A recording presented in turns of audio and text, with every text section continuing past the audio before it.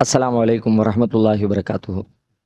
அன்பிற்குரிய சகோதர சகோதரிகளே, கடந்த 12ஆம் தேதி ஞாயிற்றுக்கிழமை திருச்சி பாலக்கரை தாருஸ்ஸலாமில் ஹஜ் பெருநாள் தினத்தில் கொடுக்கப்படுகிற குர்பானி என்பது துல்ஹஜ் மாதத்தினுடைய 10ஆம் நாள் அந்த ஒரு நாள் மட்டும் குர்பானி கொடுக்க வேண்டுமா, அல்லது அதனை தொடர்ந்து வருகிற 11, 12, 13 ஆகிய நாட்களிலும் குர்பானி கொடுக்கலாமா என்பது சம்பந்தமான ஆய்வு கூட்டம் நடைபெற்றது.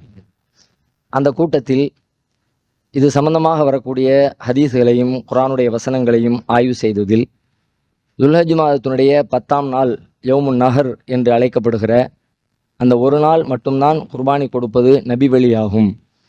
அதனை தொடர்ந்து வரக்கூடிய 3 நாட்களிலும் குர்பானி கொடுப்பதற்கு ஏற்கத்தகுந்த ஆதாரபூர்வமான செய்திகள் எதுவும் இல்லை என்ற முடிவிற்கு நாம் வந்திருக்கிறோம்.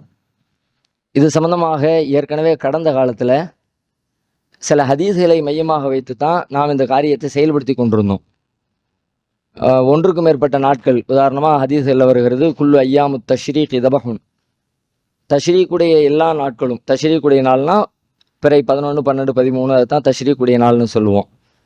தஷ்ரீக்குடைய நாட்கள் அனைத்துமே குர்பானி கொடுப்பதற்குரிய, அறுத்து பலியிடுவதற்குரிய நாட்களாகும் என்ற கருத்தில் நிறைய அறிவிப்புகள், ஒரு 4-5 அறிவிப்புகள் வருகிறது. அந்த ஹதீஸ்களை மையமாக வைத்து தான் 4 நாட்களும் குர்பானி கொடுக்கலாம் என்கிற ஒரு காரியத்தை நாம் செயல்படுத்தி கொண்டு வந்தோம். அவற்றை மீண்டும் ஒரு தடவை மீள் பரிசீலனை செய்வதற்காக ஒவ்வொன்றாக எடுத்து நாம் ஆய்வு செய்து பார்த்த பொழுது இது சம்பந்தமாக இந்த கருத்தில் வந்திருக்கிற எல்லா ஹதீஸ்களுமே பலவீனமாக இருக்கிறது என்ற முடிவுக்குத்தான் வர முடிந்தது. உதாரணமாக அகமதில் இதே இந்த வாசகம் குல்லு ஐயாமு தஷ்ரீக் தபஹுன் என்று சொல்லக்கூடிய ஹதீஸ் அகமதில் இடம்பெற்றிருக்கிறது. அந்த அகமதில் வரக்கூடிய அறிவிப்பை நாம் எடுத்து பார்த்தால் அதனுடைய அறிவிப்பாளர் தொடரில் ஜுபைர் பின் முத்தீம் என்கிற நபித்தோழர் வழியாக ஒரு செய்தி அறிவிக்கப்படுகிறது. இது அறிவிக்கிறவர் யாருன்னு கேட்டால் சுலைமான் பின் மூசா என்பவர் அதை அறிவிக்கிறார். இந்த சுலைமான் பின் மூசாவும் ஜுபைர் பின் முத்தீம் ரலியல்லாஹு அன்ஹு அவர்களும் 2 பேரும் ஒருத்தர் சந்திச்சுக்கிட்டதே இல்லை. அப்படின்னா 2 பேருக்கு இடையில் யாரோ விடுபட்டிருக்கிறாங்க. இந்த விடுபட்டவர் யார், பலமானவரா பலவீனமானவரா, எந்த செய்தியும் நமக்கு இல்லை. அப்படின்னா ஹதீஸ் கிளையில் இது தொடர்பு அருந்த பலவீனமான செய்தி என்கிற நிலைக்கு வந்து விடுகிறது. இந்த ஹதீஸை மையமாக வைத்து நாம் தஷ்ரீக்குடைய நாட்களில் குர்பானி கொடுக்கலாம் என்ற முடிவுக்கு வர முடியாது. ஏன்னா இது லாயிஃபான பலவீனமான தொடர்பு அருந்தது என்கிற நிலைக்கு வந்துருச்சு. அதே மாதிரி இதே கருத்தில் அமைந்திருக்கிற இன்னொரு ஹதீஸ் இப்னு ஹிப்பான் என்கிற நூலில் இடம்பெற்றிருக்கிறது. அதுலேயும் இதே ஜுபைர் பின் முத்தீம் ரலியல்லாஹு அன்ஹு அவர்கள் வழியாகத்தான் அந்த செய்தி அறிவிக்கப்படுது. அதை யார் அறிவிக்கிறான்னு கேட்டால் அப்துல் ரஹ்மான் இப்னு அபி ஹுசைன் அப்படிங்கிறவர் அறிவிக்கிறார். இந்த 2 பேரும் சந்திச்சுக்கிட்டது இல்லை, 2 பேரும் ஒருத்தர் சந்தித்து பார்த்ததில்லை. அப்படின்னா இதுவும் அதே நிலை தான், தொடர்பு அருந்தது. 2 பேருக்கு இடையில யாரோ விடுபட்டு இருக்கிறாங்க, தொடர்பு அருந்தது பலவீனமானது என்கிற நிலைக்கு இப்னு ஹிப்பானில் இருக்கிற இந்த ஹதீஸும் வந்துடுது. அதே மாதிரி தபரானி அவர்களுடைய மோஜமுல் கபீர் என்கிற நூலில் ஒரு ஹதீஸு இதே கருத்தில் இடம்பெற்றிருக்கிறது. அதை நாம் பார்த்தால் சுவைத் பின் அப்துல் அசீஸ் அப்படிங்கிற ஒரு பலவீனமான அறிவிப்பாளர் அதில் இடம்பெறுகிறார். இப்போ பலவீனமான அறிவிப்பாளர் வழியாக வரக்கூடிய ஹதீஸுகளை நபி ஸல்லல்லாஹு அலைஹி வஸல்லம் அவங்க சொன்னாங்களா சொல்லலையா என்ற சந்தேகத்திற்குரியதாக அது மாறி போகிற காரணத்தினால அதை நாம் ஏற்று செயல்படுத்த முடியாது. எனவும் அந்த ஹதீஸை நாம் தள்ளி வைக்க வேண்டிய சூழல் ஏற்படுகிறது. அதே போல் தாரகுத்னியில் இதே கருத்தில் அமைந்த இன்னொரு ஹதீஸ் இடம்பெற்றிருக்கிறது. அதில் அஹ்மது பின் ஈசா அல் ஹஷாப் அப்படிங்கிறவர் இடம்பெற்றிருக்கிறார். அவரும் ஒரு பலகீனமான அறிவிப்பார். அவர் பலவீனமான அறிவிப்பாளர் வழியாக வரக்கூடிய அந்த ஹதீஸை நாம் ஏற்றுக்கொள்ள முடியாது. அது மாதிரி பைஹகி அவர்களுடைய சுனனுல் குப்ரா அப்படிங்கிற நூலில் இந்த செய்தி இடம்பெற்றிருக்கிறது. அந்த அறிவிப்பாளர் தொடரை எடுத்து பார்த்தோம்னா முஆவியத் பின் யஹ்யா சதஃபி அப்படிங்கிற ஒருவர் பலவீனமான அறிவிப்பாளர் இடம்பெற்றிருக்கிறாரு. இப்படி இது சம்பந்தமாக வரக்கூடிய எல்லா ஹதீஸுகளுமே அறிவிப்பாளர் தொடரில் சிக்கல் பலவீனம் இருக்கிற காரணத்தினால இது இந்த கருத்தில் அமைந்திருக்கிற அனைத்து ஹதீஸ்களும் பலவீனம் என்ற நிலைக்கு முடிவுக்குத்தான் வர முடிகிறது. இந்த கருத்தை இதற்கு முன்னாடியே பலரும் ஆய்வு செய்து சொல்லியிருந்தாலும் கூட நாமும் மீண்டும் ஒரு தடவை அதை படித்து ஆய்வு செய்ததில் நாமும் அந்த முடிவுக்குத்தான் வர நேர்ந்தது. அதனால் ஹதீஸ்களை மையமாக வைத்து ஒன்றுக்கு மேற்பட்ட நாட்கள், துல்ஹஜ் மாதத்தினுடைய 11, 13, 14 நாட்கள், அதாவது 4 நாட்களும் குர்பானி கொடுக்கலாம் என்ற முடிவுக்கு வர முடியாது. சரி, அப்போ அது அல்லாமல் வேறு என்ன குர்ஆனில் இது சம்பந்தமாக ஏதாவது இருக்குதா என்று பார்த்தால் நாம் ஏற்கனவே குர்ஆனில் ஒரு வசனத்தை மையமாக வைத்து அதையும் ஆதாரமாக காட்டியிருந்தோம். குர்ஆனில் 22வது அத்தியாயம் சூரத்துல் ஹஜ்ஜில் 28வது வசனம், அந்த வசனத்தில் ஐயாமின் மாலூமாத் அறியப்பட்ட நாட்கள் அப்படின்னு பன்மையான ஒரு சொல், அறியப்பட்ட நாள் அப்படின்னு வராமல் அறியப்பட்ட நாட்கள் என்று வருகிறது. அப்போ நாட்கள் அப்படிங்கிறது பன்மையான சொல். பன்மை அப்படின்னாலே ஒன்றுக்கு மேற்பட்ட நாட்கள் என்ற கருத்து வந்துடுது. எனவே ஒன்றுக்கு மேற்பட்ட நாட்கள் கொடுக்கலாம் என்று குர்ஆனிலிருந்தே தெரிகிறது. எனவே நாம துல்ஹஜ் மாதத்தினுடைய ஒரு நாள் 10வது நாள் மட்டுமில்லை, அதை அடுத்து வரக்கூடிய நாட்களில் நாம் குர்பானி கொடுக்கலாம் என்று நாம் சொல்லியிருந்தோம். அப்போ இந்த குர்ஆனுடைய வசனத்தை நாம் சொன்ன விளக்கம் சரிதானா என்று மீண்டும் மீள்பரிசீலனை செய்யணும் என்று ஆய்வு செய்த பொழுது நாம் அந்த அந்த அந்த வசனத்தை அதனுடைய முன் பின் வசனங்களோடு சேர்த்து பார்க்கும் பொழுது ஒரு விஷயம் ரொம்ப தெளிவாக புரியுது. என்னன்னு கேட்டால், அந்த வசனம் நாம் கொடுக்குற குர்பானியை பற்றி பேசவே இல்லை. அந்த வசனம் எதை பற்றி பேசுதுன்னு கேட்டால், அது ஹஜ்ஜுக்கு செல்லக்கூடிய ஹாஜிகளின் கிரியைகளை பற்றி பேசுகிறது. ஹஜ்ஜுடைய கிரியைகள், ஹஜ்ஜுடைய சட்டத்தை பற்றி பேசுது. இதை கண்டறிவதற்கு ஒரு பெரிய ஆராய்ச்சியெல்லாம் நமக்கு தேவையில்லை. கொஞ்சம் கவனமாக படித்தாலே அது தெளிவாக தெரிஞ்சிடும். எப்படி தெரியுது அப்படின்னு கேட்டால், அதுக்கு முந்தைய வசனத்தையும் அதுக்கு பிந்தைய வசனத்தையும் படித்து பாருங்கள். அதுக்கு முந்தின வசனம் என்ன சொல்லுது? 22வது அத்தியாயத்தினுடைய 27. அது எப்படி ஆரம்பிக்குது? இப்ராஹிம் அலைஹிஸ்ஸலாத்துக்கு அல்லாஹ் ஆர்டர் போடுறான். வஅத்தின் ஃபின்னாஸி பில் ஹஜ், மக்களுக்கு நீங்கள் ஹஜ்ஜுக்காக அறிவிப்பு செய்யுங்க.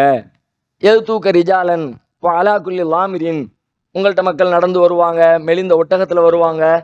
ஏத்தீன மின் குல்லி ஃபஜ்ஜின் அமீக்கு, ஒவ்வொரு தொலைவான தூரத்திலிருந்து அது உங்களை கொண்டு வந்து சேர்க்கும். அப்படிலாம் அந்த இப்ராஹிம் அலைஹிஸ்ஸலாத்துக்கு அல்லாஹ் சொல்கிறான், நீங்கள் ஹஜ்ஜுக்கு மக்களுக்கு அழைப்பு கொடுங்க. அப்போ அதுக்கு அடுத்த வசனம் தான் இப்படி வருது. அதைத்தான் நாம் ஒன்றுக்கு மேற்பட்ட நாட்கள் அறுக்கலாம்னு சொன்ன அந்த வசனம் அது அடுத்து ஆரம்பிக்குது. அது என்ன வருது? லியஷ்ஹது மனாஃபிஅ லஹும் வயதுகுரு ஸ்மல்லாஹி ஃபி அய்யாமின் மஅலூமாத்தின், அவர்கள் வருவாங்க, தங்களுடைய பலன்களை அடைந்து கொள்வதற்காக வேண்டி வருவாங்க அப்படின்னு இந்த ஹஜ்ஜுடைய கிரியைகள், இந்த குர்பானி சாப்பிட்றது, நீங்கள் சாப்பிடுங்க, ஏழைகளுக்கு கஷ்டப்படுறவங்களுக்கு சாப்பிட கொடுங்க, அதெல்லாம் அதனை தொடர்ந்து வருதில்ல. அப்போ அவர்கள் தங்களுடைய பலன்களை அடைந்து கொள்ள வருவார்கள் அப்படின்னு வருத. அவர்கள்லாம் எவர்கள்னு கேள்வி கேட்டால் அதுக்கு முந்தின வசனம் பதில் சொல்லு. எவர்கள்? ஹஜ்ஜுக்கு வந்திருக்கிற ஹாஜிகள், ஹஜ்ஜு செய்ய வந்திருக்கிறவங்க, அவங்கள பற்றி தான் பேசுதுங்கிறது அந்த அவர்களுங்கிற சொல்லிலிருந்தே நமக்கு விளங்கிடுது ஒன்று. அது மட்டும் இல்லை, அதை விட இன்னும் தெளிவாக அதனை தொடர்ந்து வருகிற 29வது வசனம், 22னுடைய 29வது வசனத்தை படித்தா அது இன்னும் ரொம்ப தெளிவாக கிளியர் கட்டாக நமக்கு விளக்குது. எப்படி விளக்குதுன்னு பார்த்தா, சும்மல் யகுலூ தஃபதஹும், இப்போ இந்த கிரியைகளை எல்லாம் முடித்ததுக்கு பிறகு வந்து பலன்களை அடைந்து கொண்டு குர்பானி சாப்பிடுதல் அந்த மாதிரியான பலிப்பிராணி எல்லாத்தையும் முடித்ததுக்கு பிறகு சும்மல் யகுலூ தஃபதஹும், பிறகு அவர்கள் தங்களுடைய அழுக்குகளை நீக்கட்டும், அதாவது முட்டையடிக்கட்டும். வல் யூஃபூ நுதூரஹும், தங்களுடைய நேர்ச்சைகளை நிறைவேற்றட்டும். வல்ய தவஃபு பில் பைத்தில் ஆத்தீக், பழமையான இந்த ஆலயத்தை அவர்கள் தவாஃபு செய்யட்டும். சும்மல் யகுலூன்னு ஆரம்பிக்கிறான். 3வது வசனம் எப்படி வருது?